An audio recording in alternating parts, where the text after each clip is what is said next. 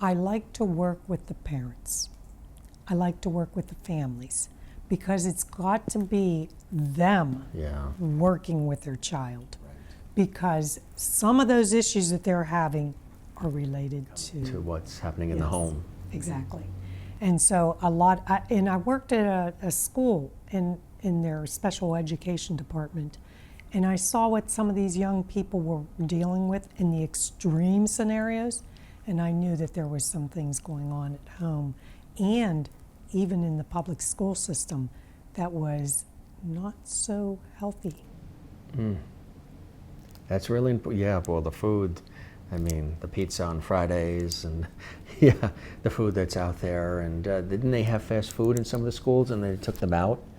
They're starting to change things. Yeah. But I saw some things that were happening in some of these special education areas where they were actually giving food as a treat for their behavior when the food actually is causing their behavioral issues.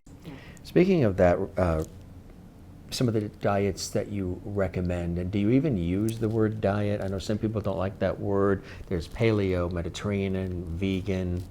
We call food plans. I like that better. Okay, so food plans might focus on your mitochondria.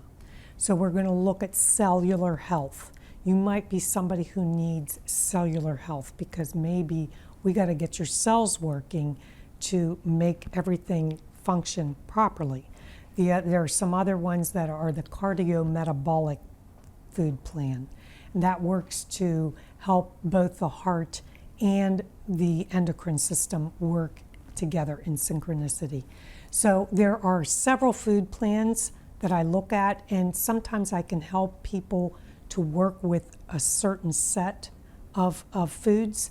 But the core food plan brings you back to all the basics. But when I see somebody struggling with some really detrimental health issues, I sort of gauge them in a direction that will help them to nourish those cells to work, because they might be going through something called a healing crisis.